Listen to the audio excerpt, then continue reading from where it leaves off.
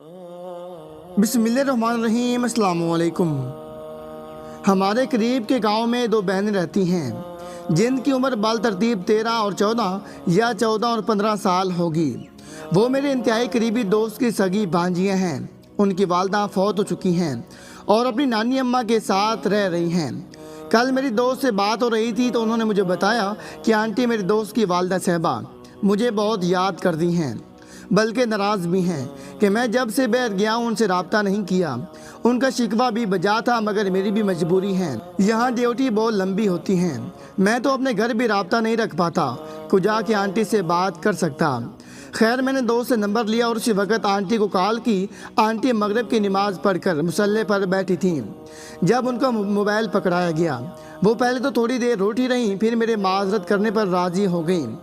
मैंने उनसे खैर खैरियत पूछी, घर के मुतालिक पूछा। थोड़ी गुफ्तगू करने के बाद उन्होंने नवाफिल अदा करने का बताया और मोबाइल नवाजियों को पकड़ा दिया और कहा कि कॉल बंद ना करना, आप अपनी भाइयों से बात करो, मैं नवाफिल अदा करके बात करती हूँ।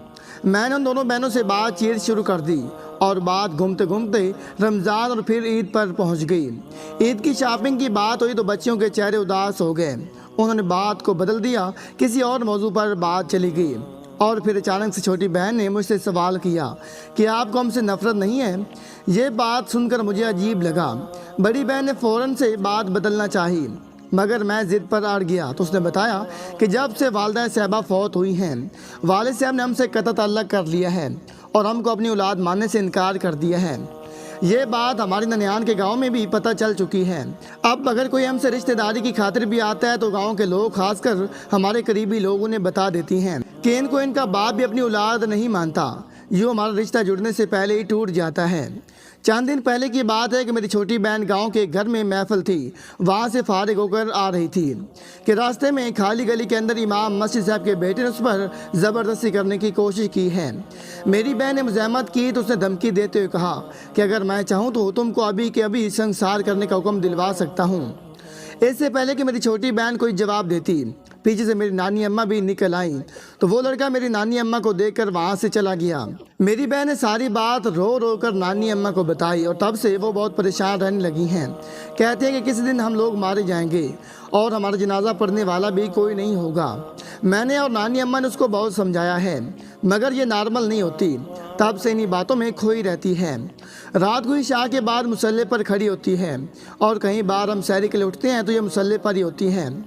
नानी अम्मा ने इसको बहुत समझाया है कि वो उसकी ईद की शॉपिंग के लिए कहीं से 1500 रुपये एडवांस भी लेकर आई हैं ताकि उसकी मर्ज़ी की चूड़ियाँ, मेहंदी वगैरह ला सकें, मगर ये फिर भी खुश नहीं हुई। बड़ी बहन की बात ख़त्म हुई तो मैंने बात बदलते हुए बड़ी बहन से पूछा कि सिर्फ मेहंदी और चूड़ियाँ ही क्यों, जूती कपड़े क्यों नहीं। मेरे सवाल सुनकर पहली बार बड़ी बहन भी रोने लगी और रोते हुए बताया कि जब से वालदा साहबा फौत हुई हैं हमने नए कपड़े नहीं खरीदे, ना पहने हैं, बस लोगों के उतरे हुए पहन कर गुजारा कर लेती हैं। हमें कौन सा कहीं जाना होता है। और फिर राजदराना अंदाज में बोली, भाई मेरी वालदा साहबा गलत किरदार की नहीं थी, बस उनकी मजबूरियां थीं। बेटा कोई था नहीं, शोर कराची में जॉब करते थे तो घर का सामान खरीदने की खातिर उन्हें निकलना पड़ता था और उनका घर से निकलना ही उनका जुर्म था। घर से निकलते उन पर गैर महरम से मुलाकात का इल्ज़ाम लगाकर मेरी वालदा साहबा को जानवरों की मानिद मेरे दुधियाल वाले मारते थे। एक बार मेरी वालदा साहबा हमारे लिए ईद के कपड़े लाईं तो मैंने जल्दी जल्दी छुपा दिए ताकि किसी को पता न चले कि मेरी वालदा साहबा बाजार गई थीं और ये मार खाने से बच जाएं। मगर जब कपड़े छुपा चुकी और वालदा साहबा के पूछने पर उनको वजह बताई तो वो मुस्कुराते हुए बोली, बेटा वो मार मेरे नसीब में लिखी जा चुकी है। मुझे बस से उतरते हुए तुम्हारे दादा ने देख लिया था और फिर वाकई मेरी माँ को इतना मारा गया था 2 दिन बिस्तर से नहीं उठ सकी थी। जुर्म सिर्फ इतना था कि वो अपनी बेटियों के लिए नए कपड़े लाई थीं। मैंने महसूस किया कि जब बड़ी बहन मुझे ये रवादात सुना रही थी तो उसकी आंखों से आंसू की लड़ी बह रही थी और फिर उसने आखिरी बात की कि भाई माँ मर गई है, शौक भी मर गई हैं। तब तक शायद उसकी नानी अम्मा नमाज पढ़ चुकी थी। उसने खुद को संभालते हुए मुझे बताया कि नानी अम्मा फारिग हो गई हैं और मैं उनको मोबाइल देने लगी हूँ। जो ही आंटी ने मोबाइल पकड़ा, मैंने बिना कोई बात महसूस कराए इधर उधर की बातों के बाद ईद की शॉपिंग की बात की तो उन्होंने बताया कि इस ईद पर शॉपिंग नहीं करेंगे चूँकि मेरा बेटा बाहर लिया है तो अभी कर्ज उतार रहे हैं, अगले ईद तक इंशाल्लाह कर्ज उतर जाएगा तो तुम्हारी भांजियों को शॉपिंग करवा दूंगी। मैंने उनसे कहा कि आपका एक बेटा मकरूज है, दूसरा तो नहीं, और साथ ही बच्चों की शॉपिंग के लिए 5,000 रुपये भेजने का वादा कर लिया। आंटी मेरी बात से बहुत खुश हुई और मुझे बीसियों दुआएं दे डाली। मैंने आंटी का मूड खुशगवार बनाकर कॉल बंद कर दी, मगर ना जाने क्यों बच्चियों को दी जाने वाली लफ्ज़ी अज़ियत ने मेरा दिल जगड़ कर रखा हुआ है। मैं बदज़बान लोगों को बज़ोर कुव्वत नहीं रोक सकता, मगर कारीन कराम को कुछ कहना चाहता हूँ। कारीन कराम को बताना चाहता हूँ कि खुदारा अगर आपके इर्द गिर्द कोई ऐसा बच्चा है तो उसको हरामी कहकर ज़हनी अज़ियत ना दिया करें, क्योंकि इस्लाम कहता है बच्चा जिसके बिस्तर पर पैदा हुआ होगा उसी के नाम से जाना जाएगा। और अगर हो सके तो अपने इर्द गिर्द ऐसे सफ़ेद पोश लोगों को ढूंढ कर अपनी ईद की खुशियों में शामिल किया करें। मुझे लड़कियों की मायूसी देखकर डर लगने लगा है कि हम जैसे अहले ईमान के रवैये से मुतासर होकर कहीं वो खुदकशी ही ना कर लें। मैं ससुराल वालों और ख़ास कर शोरों से कहना चाहता हूँ कि खुदा के लिए अपनी बीवियों बहुओं पर ऐसे घटिया इल्ज़ाम ना लगाया करें। आप ज़बान से महज़ अल्फाज निकालती हैं, मगर लड़की की पूरी ज़िंदगी गाली बन जाती है। मर्द का बतौर बाप ये हक बिल्कुल भी नहीं बनता कि अगर बेटा ना हो तो बेटियों को औलाद मानने से इनकार कर दिया जाए।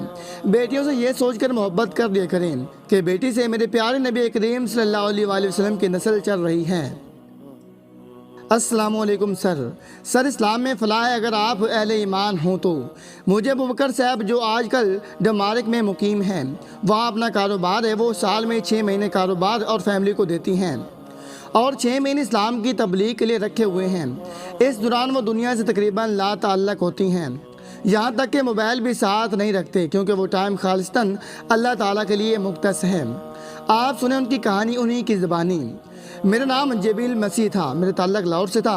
कहीं अरसा पहले लाहौर के कुछ शर पसंद अनासिर जो खुद को नाम निहाद मुसलमान कहते थे, उन्होंने हमारी बस्ती को आग लगा दी थी, जिसमें मेरे फालिज़दा वाले साहब और माजूर बहन जल कर कोयला हो गए थे। चूँकि हमारे मज़हब के तमाम लोगों के घरों को आग लगाई गई थी, जिसमें काफ़ी लोग जल कर या झलस कर मर गए थे और घर तकरीबन सारे मलिया मेट हो गए थे। सो मुझे ये भी अंदाज़ा नहीं था कि मुझे मिलने वाली जलकर कोयला हुई लाशें मेरे वाले साहब और बहनी थीं या मैंने किसी और को दफनाया था। खैर उस दिन के बाद मुझे इस्लाम, मुसलमान, पाकिस्तान और पाकिस्तानियों से नफ़रत हो गई थी। मैंने बैरून मुल्क जाने के लिए कोशिश शुरू कर दी थी। मेरी नज़र यूरोपीय ममालिक पर थी, मगर लाख कोशिशों के बाद भी मुझे वीज़ा नहीं मिल रहा था। जिस जगह इन दिनों मैं वालिदा साहबा के साथ मुकीम था, वहाँ मेरे आसपास के सब घर मुसलमानों के थे, मगर मैंने वहाँ अजान के वक़्त खामोशी होती या कारोबार बंद होते कभी नहीं देखा। वो लोग मुसलमान और आशिक रसूल सल्लल्लाहु अलैहि वसल्लम कहलाते ज़रूर थे, मगर आज जहाँ तक मैंने इस्लाम को जाना, इसके मुताबिक उनके अमाल बिल्कुल भी ना थे। मेरे बिल्कुल पड़ोस में आबाद फैमिली में एक छोटे से घर में 6 भाई और 2 बहनें, उनके वालिदैन मुकीम थे। एक भाई शादीशुदा था जिसकी बीवी का नाम फातिमा था। वो घर भर के अफराद की ना सिर्फ मुलाजमा बल्कि ज़ाती जागीर भी थी। जब जिसका दिल करता उसको पीट देते थे। मैंने खुद अपनी आंखों से देखा कि उसके मासूम बच्चे अपने नन्हे हाथों में कुरान पाक के सिपारे पकड़े अपने वाले चाचा और दादा और फूफू दादी वगैरह को इन सिपारों के वास्ते दे रहे होते थे, मगर उनको नाम निहाद मुसलमानों को खौफ खुदा कहाँ आना था। उन्होंने सिर्फ कुरान पाक को पढ़ कर रखा था, समझने की ज़हमत तो कभी की ही नहीं थी। अमल करना तो उनके लिए नामुमकिन था, क्योंकि उन्हें कुरान का इल्म ही नहीं था।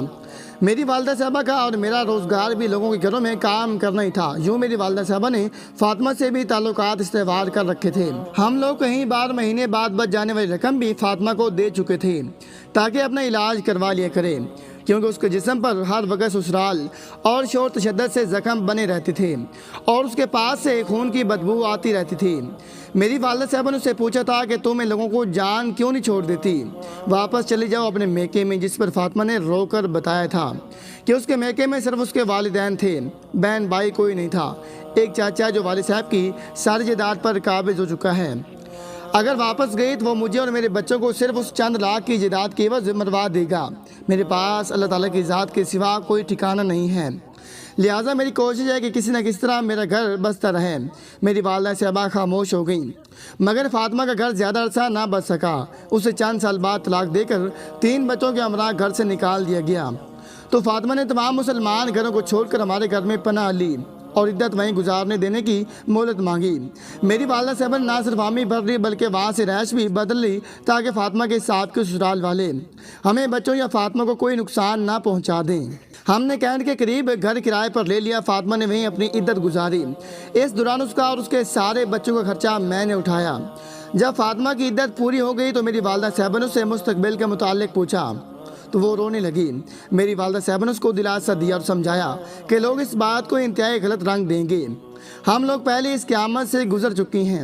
ساتھ ہی میری والدہ صاحبہ نے مجھے بھی کہا اور خود بھی فاطمہ کو دوسری شادی کرنے کی کوشش کرنے لگی، مگر کوئی مسلمان اسے دوسری شادی کرنے کے لیے تیار نہ ہوا۔ اگر کوئی مجبوراً ناپید، معذور یا کم عقل شخص مان بھی جاتا تو پہلی شرط یہ رکھتا کہ عورت سرکاری ملازم ہو، یوں وہ رشتہ طے ہونے سے پہلے ختم ہو جاتا۔ وقت گزرتا گیا۔ میری والدہ صاحبہ نے مجھے فاطمہ سے نکاح کے لیے کہا۔ میں نے اس کے عیسائی ہونے کی شرط رکھ دی۔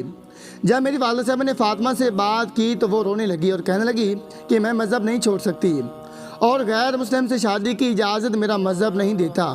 اپنے بچوں کو سینے سے لگا کر بولی، آپ جبیل سے کہیں کہ آپ اسلام قبول کر لیں، باقی اس کی ہر شرط ماننے کو تیار ہوں، یہاں تک کہ بچوں کو بھی کسی یتیم خانے میں چھوڑ دوں گی۔ ان کی بات کو سن کر میری والدہ صاحبہ رو پڑی اور روتے ہوئے میرے پاس آ کر میرا ماتھا چوما اور کہا کہ نہا دھو کر آؤ۔ میں نہا کر آیا تو مجھے فاطمہ کے ہاتھوں اسلام قبول کروایا۔ بعد ازاں جامعہ نعیمہ میں بھیجا، وہاں سے اسلام کے متعلق بہت کچھ سیکھنے کو ملا اور خاص کر کے پتہ چلا کہ کتابی اسلام اور آج کل کے مسلمانوں کے اسلام میں بہت فرق ہے۔ جب مجھے اسلام کی بنیادی تعلیم مل گئی تو میرا نکاح فاطمہ سے کر دیا گیا۔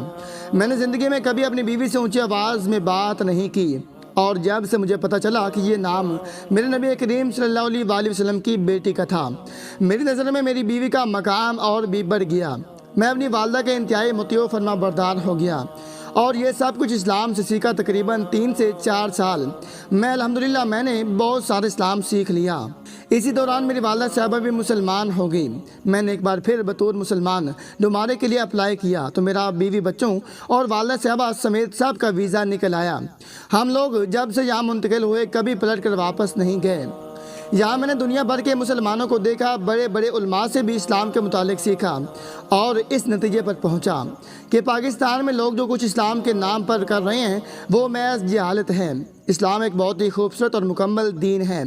یہاں میں نے اپنا کاروبار شروع کیا جو چل نکلا۔ الحمدللہ آج بہترین کما رہا ہوں، والدہ صاحبہ کی خدمت بھی کر رہا ہوں، اسلام کی اشاعت کی دولت اور وقت لگا رہا ہوں۔ میرے فاطمہ سے 3 بچے ہیں، تینوں حافظ قرآن ہیں۔ ہم ہر رمضان المبارک میں عمرے کے لیے جاتی ہیں۔ میں 6 مہینے کاروبار اور فیملی کو دیتا ہوں جبکہ باقی کے 6 مہینے اسلام کے لیے وقف کر دیتا ہوں۔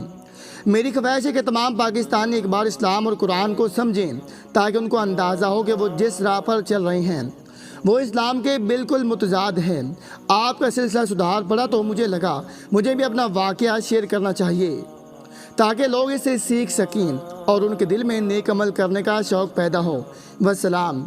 میں نے ابوبکر صاحب سے اپنے قارئین کرام اور خصوصاً بالخصوص جو خود یا ان کے قریبی عزیز بیمار ہیں ان کے لیے خصوصی دعا کروائی۔ اللہ تعالیٰ قبول فرمائے، آمین یا رب العالمین۔ میں رابعہ اصغر ہوں۔ میری شادی میرے رشتہ داروں میں ہوئی تھی۔ میرے شوہر تعلیم یافتہ ہیں مگر بے روزگار ہیں۔ شادی کے بعد میں نے ملازمت کے لیے درخواست دی اور گورنمنٹ کی طرف سے لڑکیوں کے کالج میں پروفیسر کے عہدے کی حقدار ٹھہری۔ میں نے ملازمت شروع کر دی چونکہ ہم دونوں میاں بیوی برابر کے تعلیم یافتہ تھے، لہٰذا میری ملازمت شروع ہونے سے پہلے گھر کے معاملات نارمل رہے۔ جب میں نے ملازمت شروع کی تو مجھ میں کچھ تکبر آ گیا۔ میں نے بات بے بات شوہر اور ساس سے الجھنا شروع کر دیا۔ میرے شوہر کو احساس کمتری نے گھیر لیا۔ اس نے پرائیویٹ ملازمت شروع کر لی مگر قسمت اسے میرا محتاج رکھنا منظور تھا۔ وہ ایک بار ملازمت پر جاتے ہوئے لوکل بس سے گرا اور ریڑھ کی ہڈی کا مسئلہ بن گیا جس کی وجہ سے حادثے کے بعد وہ نہ زیادہ دیر چل سکتا ہے اور نہ زیادہ دیر بیٹھ سکتا ہے۔ اب چونکہ گھر کا سارا بوجھ میں نے اٹھا لیا تو میرا غرور بھی آسمان کو چھونے لگا۔ اسی دوران اللہ تعالیٰ نے مجھے 2 بچوں سے نوازا جن کی پرورش میرے ساس سسر اور شوہر نے کی ہے۔ چونکہ بچوں کا زیادہ تر وقت ساس سسر کے ساتھ گزرتا تھا لہٰذا بچوں کی ان سے زیادہ انسیت ہو گئی۔ جب میں نے یہ بات نوٹ کی تو میں حسد کی آگ میں جلنے لگی۔